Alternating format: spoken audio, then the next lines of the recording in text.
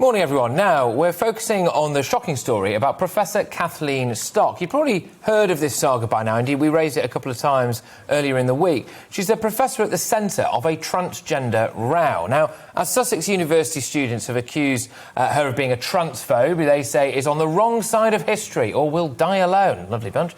Posters have been put up around Sussex University calling for Professor Miss Stock to be fired. Let's get Tom Slater, Deputy Editor of Spiked, views on this. Tom, how are you, first and foremost?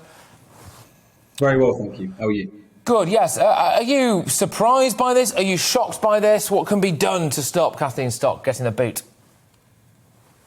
I think we really need to ask ourselves how we got into this position. Kathleen Stock is by no means a kind of hate-monger. She's not a transphobe. If you read her books or any of her articles, she completely believes in the rights and dignity of trans people. Like many feminists, she has raised concerns about the effects of gender recognition on sex-based rights and women's spaces. And for this, she has been faced with an intimidation and harassment campaign, the kinds of which I really can't remember after many years of writing about universities and free speech and all the rest of it. Posters being put up in her building demanding that she be sacked, quite clear, veiled and not particularly veiled threats.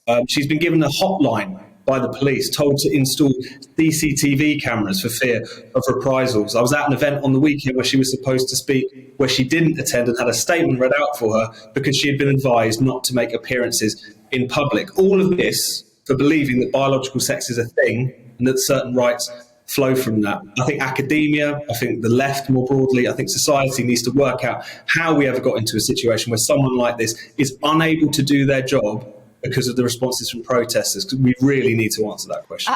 And what's the law's role in all of this? Because, of course, you remember the case of Maya Slater, who herself was fired for expressing, somewhat similar views, gender-critical views. And I believe the judge in that case said she was perfectly entitled to hold that view. It wasn't, she wasn't discriminating against anybody, and that was fine to do that.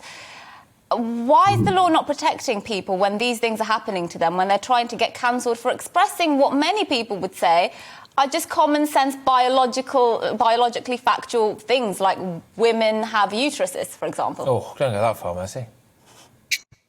Well, precisely. I think the problem here is that this isn't necessarily so much a legal question so much as it is an issue of attempted mob censorship and often institutional cowardice in response to this. I mean, the people who are trying to silence Kathleen Stock are not necessarily her employers or the law. There are these groups of campaigners who have got it into their heads that her ideas are effectively violence against them. And the problem is that too many people have enabled these people. The university last week, Sussex University, made quite a strong statement saying that they were going to investigate these people, that academic freedom had to be sacrosanct. But that was, to be honest, a full-throated defence that could have been made months ago as all of this has been going on. Sussex UCU, the University College Union branch, put out a statement yesterday in which they effectively just condemned what they deemed to be transphobia on campus and did a few kind of throat-clearing lines about the importance of academic freedom. They effectively sided with the protesters. So the issue here we have with censorship is not one of the law coming down hard on these alleged heretics.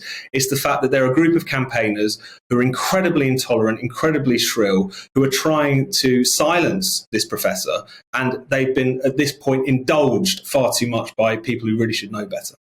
Look, I think it's very easy to say this is wrong and that this should be stopped. But in practical terms, how do we stop it? Because if you've got a bunch of kids on campus saying this kind of stuff, that kind of stuff becomes endemic in the groupthink potentially campus. You've got a lot of children there who are maybe just doing an engineering degree. They're not particularly politically minded. It's an easier life for them to just ignore this stuff going on. How do you actually root this thing out? Because I'm worried that this will spill over. We've got intimidation at the moment. We've got police protection at the moment. How long before we've got actual physical harm?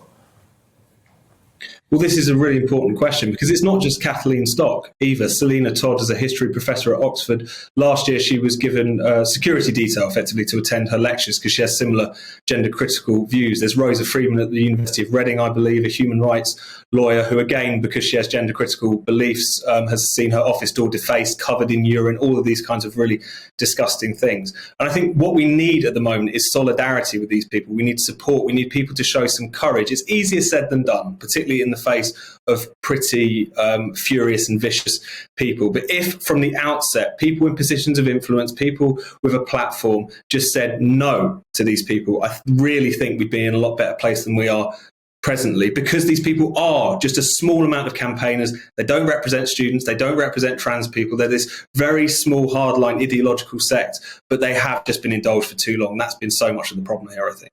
Yes, indeed. Well, Tom Slater, thanks for joining us this morning, editor of Spiked magazine.